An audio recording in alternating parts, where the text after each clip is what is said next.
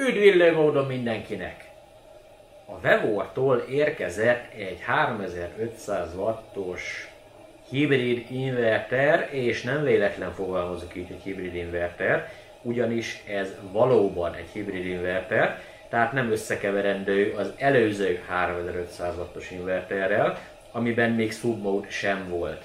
Tehát az gyakorlatilag vagy napelemről ment, és akuról, vagy hálózatról ment. A kettőt nem kevergette. Ez a variáns, ez már egy teljesen más konstrukció, nagy feszültségű MPPT-vel van, de nézzünk a dobozba, hogy pontosan hogy is néz ki.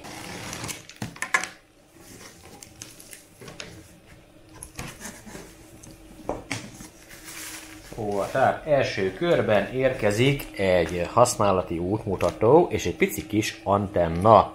Igen, ebben már van beépített wifi is egyébként. Lássuk, hogy csomagolás hibátlan, csillagos 5-ös, szó szerint. Hát ezt a dobozt, hogyha fejükhöz vágnál, akkor se történne túl nagy probléma. Na és itt van maga az inverter, egyébként megszólalásig hasonlít az előző 3,5 kW-os modellre.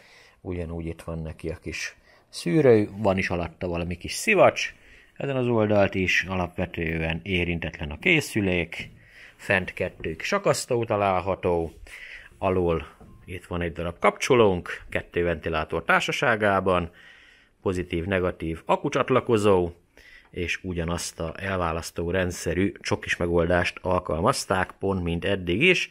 Itt van egy AC inünk, gyakorlatilag egy AC outunk és egy PV in. Természetesen itt még van valami kis kiegészítő, ez a Wi-Fi lesz technikailag, és egy RS485-ös kis ajzat is kapott itt még helyet egy földelő csavar társaságában. A címke tanúsága szerint egy hibrid szolár inverterrel állunk szembe, a modell az EM3524L névre hallgat, 220, 230, 50 vagy 60 Hz, 3,5 kW, 24 voltos a rendszerfeszültség, a napelem oldal 60 volttól 500 voltig terjedhet, maximum töltőáram 100 ampere, és így vége is van a dolognak, -10 és 50 fok között kell használni. Na már most, ugye a nagy feszültségű MPPT-vel szerelték ezt a dolgot, és ugye, hogyha itt a táblázatot megnézzük, amit ugye mellékeltek, akkor ott láthatjuk azt, hogy a 3,5 kW-os PV bemenet 15 ampere van hitelesítve, és itt lejjebb is visszaigazolja nekünk, hogy 60-tól 500 volt DC-ig, 15 ampere a maximum bemenő a napelemek felől, ajánlott 450 wattos panelek száma, az pedig len 9 darab sorba kötve, ez ugye a maximum. Ettől többet nem lehet rákötni, minimum 2 kell hozzá. Hát én szerintem ahol a 2-vel nagyon gyengén fog muzsikálni, úgyhogy többet fogunk rákötni, egy ilyen körülbelül 360 voltos stringet fogok ugye rádobni, hogy legyen valami. A menürendszer ugyanaz, mint az előző modellnél, ugyanúgy van Utility, Sol, SBU, SUB és SUF módunk. Ugyanott vannak a beállítások a töltőáramhoz, UPS-be menjen, milyen fajta akkutípus legyen, és ezen belül ugye tudunk választani savast, usert, lítium 2, lítium 4, lítium 6 konfigurációt. Itt ugye valamelyik a kommunikációval rendelkező akkut is támogatja, és minden egyéb ugyanúgy beállítható, pont mint az előző modelleknél. RS485 is van a készüléken, és egyébként a lábkiosztás is publikus, kérem szépen. Alapvetően az 1-es lett a 485B, a 2-es a 485A, a 7-es 485A és a 8-as 485B, tehát ez egy ilyen szabványos kialakítás alapvetően, és akkor is kapunk hozzá különböző segítségeket, hogy ugye hova kellene állítani, és milyen akkumulátorokat. Bekötésre került az inverter, természetesen itt van a kis tesztpad alatta, mindenféle mérőműszerekkel ellátva, mérünk mindjárt önfogyasztástól megkezdve mindent is a gyakorlatba. Na de akkor lássuk az első indítást. Én most fel fogom kapcsolni a kondenzátor előtöltést. Szépen megy fel a feszültség, tehát jól dolgoztam. Megvárjuk, hogy elérje azt a körülbelül 27 voltot. amit szerintem már el is ért, minden probléma nélkül. Izzónk már nem világít, felkapcsolom a főmegszakítómat, és akkor nézzük meg, hogy indul a készülék.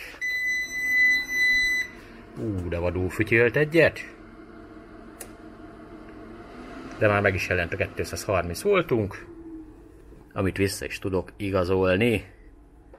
Nagyon szép, nagyon jó. Akkor azt mondom, hogy kapcsoljuk be a kimenetünket, és azt mondom, hogy kapcsoljuk be a hálózatot is egyúttal. Na szóval, mindjárt lesz hálózat. Ott is van hálózat.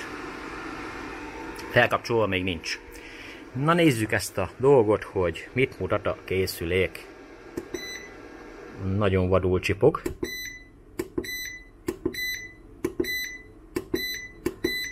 De maradjunk annyiba, hogy lenémítom.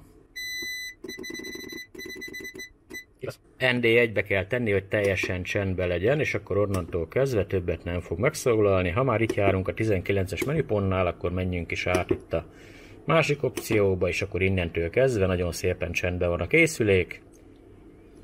Egyébként ugye azt láthattuk, hogy utility módban vagyunk, mivel most nincs hálózat, éppen ezért csak akuról működünk. Na nézzük akkor, hogy mi a helyzet, ha adok hálózatot a készüléknek. De az is igaz, hogy először adjunk neki napelemet első körben. Ott is van. El is kezdett akut tölteni. A piktogram szerint legalábbis. Valóságban olyan túl sok mindent nem csinál egyébként, de mindjárt megnézzük, hogy állunk. 320 volt körül van most már csak 308 volt körül van a feszültség.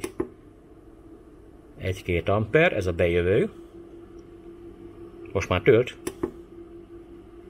Akkor bejövő 850 watt, 900 watt. Igen, 32 amperrel töltünk akut. Na akkor állítsuk be egy kicsit a dolgokat, hogy mennyivel tölthet. 60 amper a töltés, az teljesen oké. HP előzemmódban vagyunk. Aha, az akut azt most akkor ezt átállítjuk, mondjuk userre. És akkor ami még nekünk fontos, az az, hogy egyrészt ezt is átállítjuk solar módra, ugye only solar, hogy csak a napelem töltse az akut.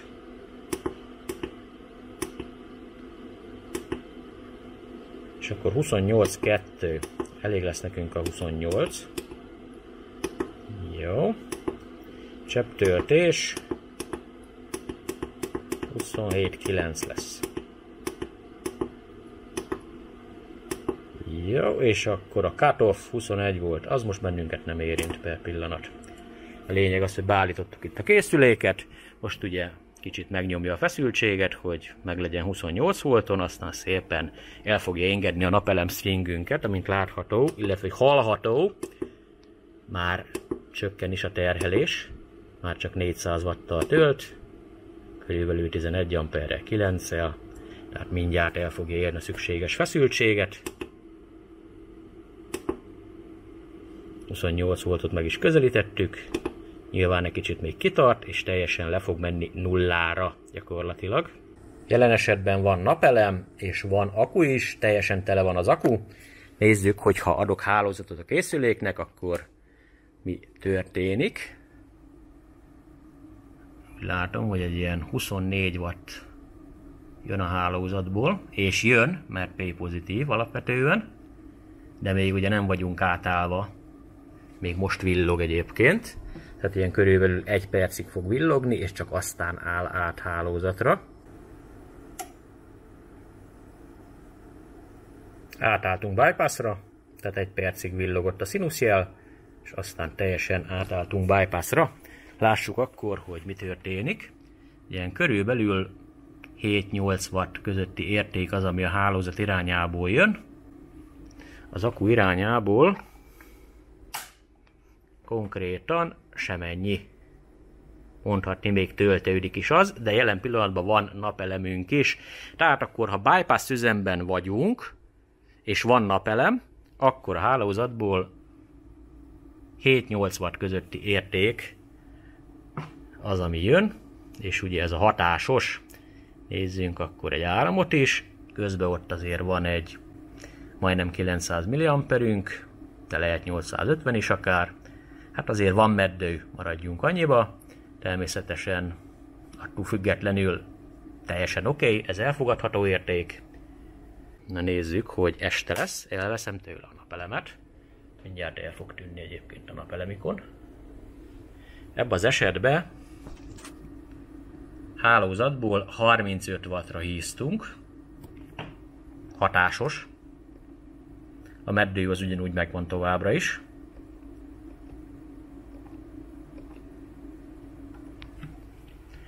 Akkuból gyakorlatilag egy nagyon pici merítés van, hát 400 mAh-nek mondanám, leolvasási hibával együtt.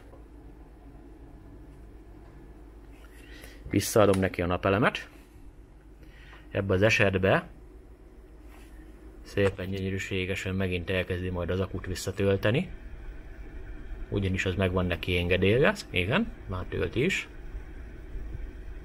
Most akkor elveszem a hálózatot és a készüléktől és a napelem oldalt is.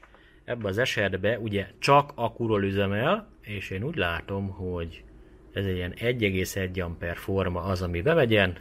Ezen a 28 volton per pillanat, tehát így néz ki, hogy se napelem, se hálózat. Egész tisztességes egyébként az önfogyasztása, csak akkuból. Nézzük ezt a dolgot, ha én azt mondom neki, hogy ne utility módba menjünk, hanem menjünk mondjuk SUB módba. Kiválasztottam. Ebben az esetben ugye keverni fogja a napelemet a hálózattal. Tehát egyszerre használja a kettőt. Még nem kötötte össze magát.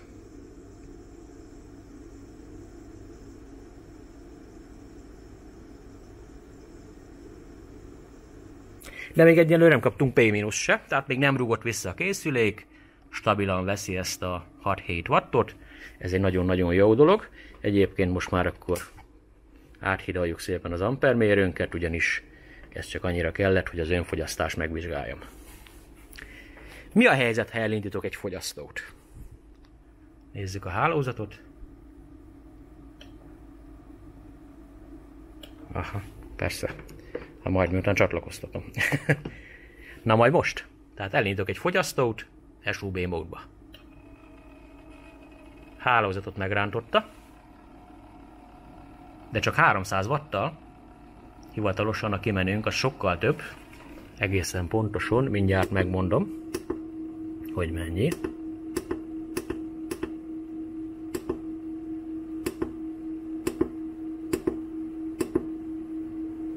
Egy ilyen 540 watt körüli a kimenőnk. Hálózatból vételezünk hozzá 203 wattot. Mély pozitívban vagyunk. Nagyon tetszik. Elindítok még egyet. Megint a hálózathoz nyúlt hozzá. Továbbra is vételezünk a hálózatból 340 wattot. Most kezdi még ledolgozni. Hát 320 watt az, ami jön a hálózatból folyamatosan. És a kimenőnk az 1,1 kW-ra hízott. Na láttam én már karonvarjút, úgyhogy indítom a következő hősösit. Megint a hálózatot rántotta meg. 850 watt jön a hálózatból. P pozitív mindvégig. Kimenő 1,6 kW. És amire kíváncsi vagyok, az az, hogy valószínűleg nem kapunk többet a napelemből, tehát azért nem akarja jobban kiegészíteni. De az igazi kérdés az az, mi történik, ha egyet megállítok? Tehát kezdek az első megállítással. Egyelőre rendben vagyunk, továbbra is vételezünk a hálózatból, 320 wattot megállítok, még egyet. És meg is történt a visszarugás azonnal gyakorlatilag. A fogyasztónk az természetesen megyen tovább, mert itt a 8-as kód egyébként, ami visít. Tehát ugye a napelemből jön. Hát na, a kiegészítő mód az működik, nagyon tökéletesen egyébként. Azon kívül, hogyha megállítunk egy fogyasztót, akkor visszarúg, annak ellenére, hogy még egy fogyasztónk még működött. Jelen pillanatban utility módban vagyunk, tehát most a napelemeket nem szabad, hogy használja, csak a hálózatot ellenőrizzük le. Tehát ott van, hogy 7 watt környéke jön, hatásos, elindítom a hősüsimet, és jön is az 550 watt körüli érték, elindítok még egyet, ott van az 1100 watt, elindítok még egyet, és ott lesz az 1600 watt körüli érték. Tehát most minden a hálózatból jön, a napelem oldalt egyáltalán nem használja. Most megállítok egyet, szépen lemegy a teljesítmény, megállítok még egyet, lement a teljesítmény, és megállítok még egyet, úgy szintén lement a teljesítmény, tehát ilyenkor, ha utility módban van, nincs visszarúgás, nincs napelem használat, akkor csak a hálózatot használja. SUB módban viszont visszarúg, ha megállítod a fogyasztókat, nem tudja magát olyan hamar leszabályozni. Nézzük meg akkor a betápláló módot, ha már itt a módoknál járunk. Most ugye utility módban vagyunk, nézzük meg akkor az SUF, azaz Solar Utility Feed módot, viszont ebbe az esetben ide csatlakoztattam egy fogyasztót, és elindítok egy hősüsit, azért, hogy valami fogyasztás legyen az inverteremből, és akkor nézzük meg, hogy hogy táplál be. Most akkor átállítom betápláló módba.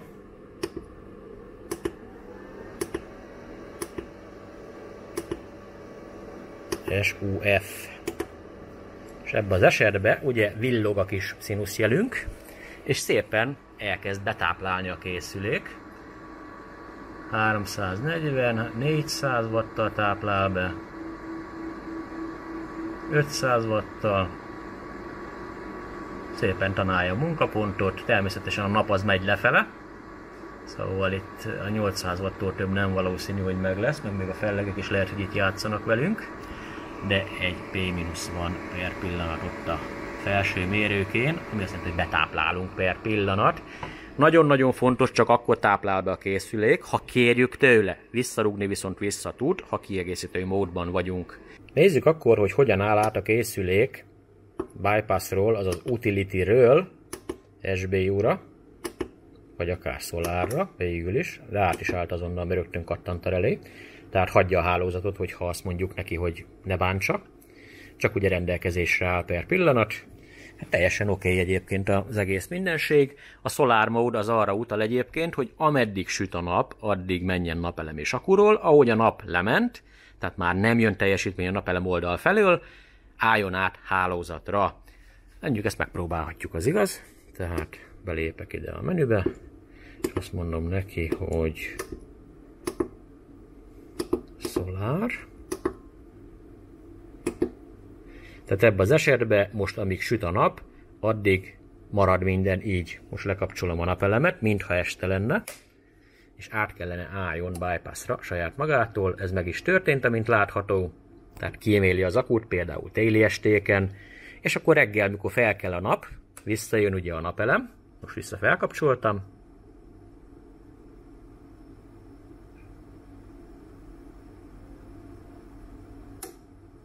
Így meg lemegyen szépen megint akku és napelem üzemmódra. Ezáltal kíméli az akut, hogy napközben, amikor várható valami teljesítmény a napelemek felől, akkor használja az akut és a napelemet, ahogy már nem várható teljesítmény a napelemek felől, akkor átmegy szépen hálózatra. Tehát ez a funkció tökéletesen működik. Most lekapcsoltam a hálózatot, hogy menjen nyugodtan napelem és akku segítségével, és akkor nézzünk egy klasszikus túlterhelést, konkrétan 1, 2, 3, 4, 5 és 6. Na, hát azért így már jelentős, 120 amper felett járunk egyébként merítésbe. Hadd lássuk, mit mond a gép. 3,3 kW egyébként, egészen pontosan 120 amper. Ott van az. Tehát ezt még minden probléma nélkül állja. Volt amperbe is ugyanannyi pont, mint kilowattba. Ugyanis ezek mind hősugárzók. Elindítok még egy hősugárzót. 3,6 környékén meghúzza a határt, de kivár egy kicsit, 7-es kódozik, hogy hát ha megszűnik ez a nagyon nagy terhelés. És akkor most mondta azt, hogy jó, ezt így nem lehet tovább menőlegesen, megvédte magát a készülék teljesen. Most azt nem tudom megmondani így hirtelen, hogy megengedtem neki az újraindulást vagy nem, mert ez egy külön menüben egyébként állítható. Úgyhogy lehet, hogy újra kell indítani a készüléket, azaz ki kell kapcsolni, és vissza bekapcsolni, és akkor szépen újraindul. Így van, már működik is, és onnan folytatjuk, ahonnan abba hagytuk. Ugyanis csak a plusz terhelést kapcsoltam le egyébként. Na de a 3,3-at azt minden további nélkül viszi, ha van megfelelő akkuoldal per napelemoldal. Nyilván nem egész nap, ugyanis hát nem erre tervezték a készüléket. Én azt mondom, hogy a 80%-os szabályt azt tartani kell. Napelemből már csak 500 wattot kapunk. Na de hadd nézzük csak, kövérítek én egy kicsit ezen a napelemen.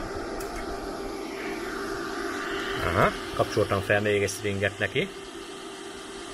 És 1,8 jön be. Na, ettől függetlenül 3500-ig lehet terhelni nagyon rövid időre. Ha fölé megyünk, akkor ugye letilt pár másodperc múlva. 3500 alatt egyébként semmit nem szól egyáltalán, hanem csak szépen teszi a dolgát, de javaslatom szerint 80%-os szabályt be kell tartani mindenféleképpen. Megállítom ezeket a hősisiket, ugye úgy fújják a meleget, mint a veszedelem. Aztán nincs most hideg. Most azt fogjuk látni, hogy mindjárt elkezd szépen visszatölteni. Ugye, amit kipocsékoltunk az akkuból, azt most szépen vissza beleteszi. Hát egy ilyen 20 amperrel már 40-nel. Még több, mint 40-nel.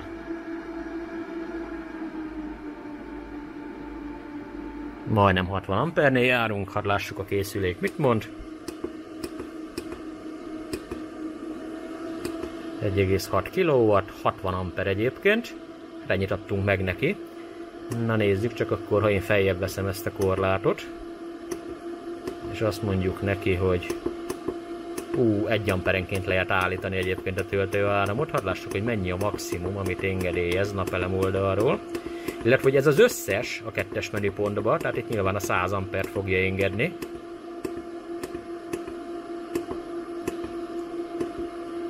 Igen, a 100 amper a legnagyobb, a 30 a legkisebb, akkor könyveljük el a 100-at, kilépek, és akkor hadd nézzük, hogy most így 60 amper fölé megye.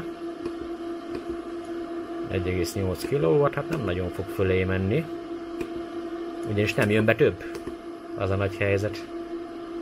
7 amper az, ami jön a napelemek felől, 1,79, igen, nem kapunk már annyit, nagyon késő délután van. De nagyon szuperül teszi a kis dolgát egyébként. Annyira nagyon hangosnak nem mondanám egyébként. 3,3 kW-nál azért hangosabb volt egy kicsit, tehát egy ilyen 3 fokozatban megy a ventilátor. Van egy ilyen csendesebb, amikor csak éppen hogy megy, van egy, amikor úgy közepesen megy, és van, amikor üvölt. De az üvöltés se mondható olyan nagyon-nagyon hangosnak, de azért hallatszik, tehát külön szobát igényel. Nem egy légtérbe kell vele lenni egész nap. Az akku opciók ugye AGM Flooded User, jelen pillanatban a user beállításban vagyunk, van egy Li 2, ebben az esetben kommunikálna az akkuval, de az olyan akku szükséges, hogy tudjon kommunikálni. A Li 4 az egy Standard Communication Protocol from Inverter Supplier, hát most az megint egy ilyen kommunikációs beállítás, és a Li B az pedig az az opció, amikor valamilyen lítium akunk van, legyen az lítium-ion vagy vasfoszfát, abban az esetben mi tudjuk beállítani a 26-os, 27-es és a 29-es menüpontban a pontos feszültségeket, tehát nem vár olyankor kommunikációt. Egyébként a user és a Lithium B az teljesen megegyezik. Hát a userbe is mi állítjuk be az összes dolgokat, meddig töltsön, milyen csepptöltés, hol kapcsoljon ki. A kimeneti feszültség egyébként állítható, na próbáljuk meg, hogy el tudjuk-e állítani vagy sem. Ugye lehetséges, hogy menet közben nem fog sikerülni átállítani. Most átteszem itt 240-re, és nem tudom elmenteni, tehát ilyenkor nem lehet babrálni, akkor azt kell csinálni, hogy meg kell állítani magát a készüléket, és ugye abban az esetben tudod állítani, tehát belépel vissza a menübe, mikor ki van kapcsolva a készülék, és mondjuk átteszed szépen 240-re, ilyenkor már elfogadja, kilépel, és mikor vissza bekapcsolod az invertert, akkor már 240 volttal fog indulni, tehát már nem 236-ot, hanem 240-et. Ez teljesen oké. De lefele is lehet venni, természetesen 220, 230, 240 beállítás alkalmazható. Ami még érdekes lehet lítium akku esetén, a 42-es menüpont például, Manual Activation for Lithium Battery, tehát itt manuálisan elő tudjuk tölteni a kondenzátorokat, vagy ha például teljesen lemerült az akunk, akkor tudunk küldeni egy kis feszültséget az akku irányába, hogy a BMS éledjen fel. Természetesen, itt ha tovább nézünk itt a menübe, itt akkor van olyan is, hogy automatikusan csinálja ezt meg nekünk, anélkül, hogy kérnénk, és még az időpontot is meg lehet adni, hogy hány szekundumig próbálkozzon feléleszteni az akut. Utolsó előtti oldalon van pár darab hibakódunk egyébként, hogy mikor mit akar nekünk mondani a készülék. Hát az mind ide le van írva egyébként, és akkor, ha valakinek hasznos, akkor nagyon örvendek, ha nem, akkor nyugodtan lapozzon tovább. És van pár darab figyelmeztető kód is. Ugye a warning az a figyelmeztető, a fault az pedig a hiba kód konkrétan, tehát kóddal el tudja mondani, hogy mi történik egészen pontosan. Egy overloadot sikerült egyébként belőle kicsalni, hát most nem fogom az összes kódot kicsalni belőle, de alapvetően minden le van írva. Egyébként az inverter tud működni akku nélkül is, nem csak akku segítségével. Kikapcsolom magát az invertert, leszedem róla a napelemet is, hogy álljon meg teljesen. És amikor teljesen megáll, akkor le fogom kapcsolni az akku oldalt, sőt, lekapcsolhatom most rögtön, hogy teljesen ürüljenek ki a kondenzátorok, és most vissza fogom neki kapcsolni a napelem oldalt. Tehát most csak napelem oldalt kap, akut nem. Villogni kellene a BP feliratnak, hogy ő nem látja az akut, ugyanis nincs engedélyezve az akku feltámasztás, bár alapvetően, ha ő azt fel tudja támasztani, lekapcsol biztosíték mellett, akkor az valami. Ki van kapcsolva az inverterünk, úgyhogy bekapcsolom. És nézzük, hogy elindul-e vagy nem. Elindul egyébként minden probléma nélkül, és csinálja szépen a 240-et. Egyébként a BP felirat még nem villog, na de nézzük, hogy ha el akarok indítani egy hősösit, akkor sikerül. Hát minden további nélkül sikerül, tehát működőképes a sztori. Nyilvánvalóan itt a napelem oldal, hogy ha nem ad villanyt, akkor nem fog működni az inverter se. Tehát jelen esetben ott van, hogy 622 watt az, ami kimegyen. Ugyan megemeltük a feszültséget, azért megyen ki több watt, mint eddig. És elindítok egy másik hősüsit. És itt már probléma van, ugyanis nem jön be annyi teljesítmény, hogy fent tudja tartani a fogyasztót, de úgy látom, hogy egész jól kitart. Tehát nem tilt azonnal, hanem gondolom a feszültség esetben, igen, 203 volton van. Ez becsülendő kis funkció egyébként, hogy nem az van, hogy azonnal letilt, hanem csak lejjebb veszi a feszültséget. Ha most egy hősüsit kikapcsolok, akkor ugye felugrik a feszültség rendesen, vissza bekapcsolom, így leesik a feszültség. Tehát nem áll ki hibára azonnal, ha kicsit kevesebb fény jut a napelemekre, de biztos van az a pont, ahol viszont már azt fogja mondani, hogy már nem mehet tovább. Elindítok egy harmadikat, és akkor itt azt mondta, hogy jó, akkor így nem lehet tovább, és 15-ös kóddal megáll. És ilyenkor a probléma az, hogy hiába nem lesz már annyi terhelés az inverteren, nem indul újra magától. Tehát akku mindenképpen kell alá, de ha 7 ágra süt a nap, most kikapcsolom, meg vissza be, és akkor el kéne induljon. Hát nem igazán akar. Jó, akkor levesszük a napelem oldalt is. Hát igen, így már igen. Ugye most megint csak magához tér. Bekapcsolom. Igen, így gyártja 240-et. Tehát akku mindenféleképpen kell alá, csak abban az esetben működik ez az opció, hogy teljesen akku nélkül működjön a készülék, hogyha 7 ágra süt a nap, és egy szemfelleg sincs az égen. De akkor minden további nélkül, a megadott határokon belül. Nézzük meg akkor ezt a 42-es menüpontot. Alapvetően próbáljuk meg feléleszteni a BMS-ünket, ami most per pillanat nem tiltott le, hanem én kapcsoltam le a biztosítékot. Tehát belépünk a menübe, és azt mondjuk neki a 42-es menüpontnak, hogy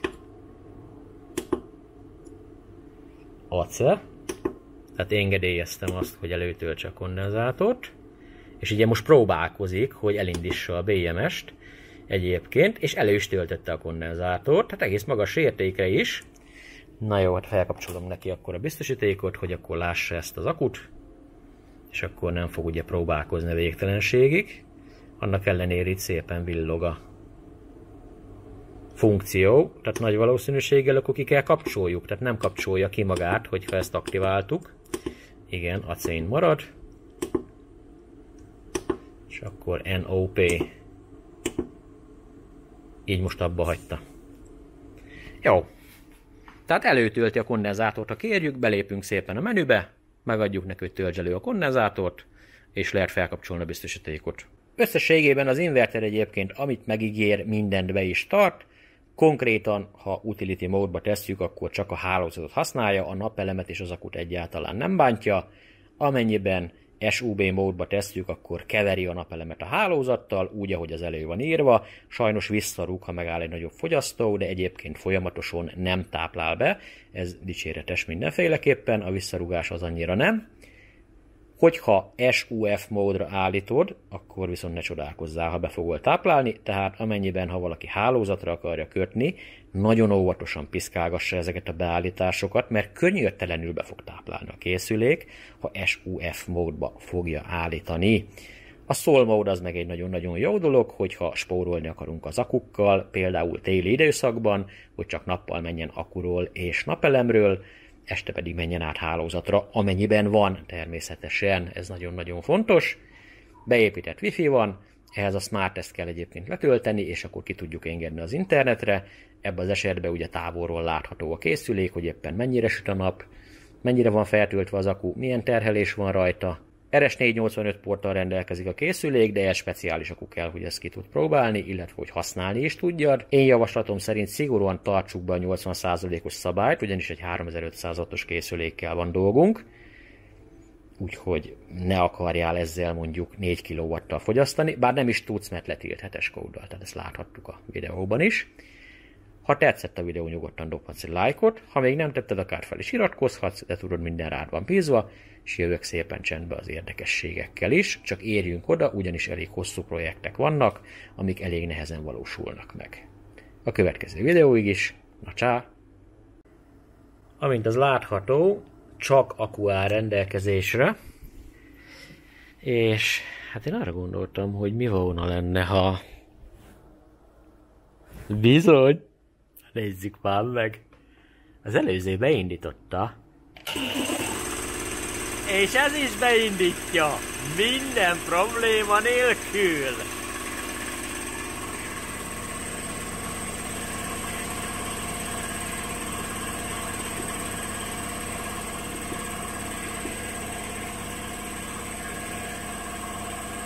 Ott a meddő, látjátok? Hol 1 kW kell neki, hol 1,6. Na! Kérem szépen!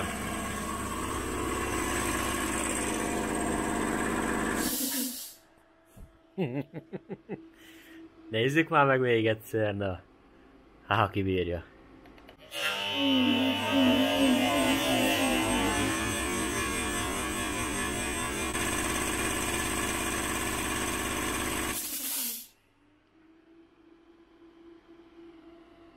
Erős potyó! Nincs mese! De tényleg ennyi. Na csá!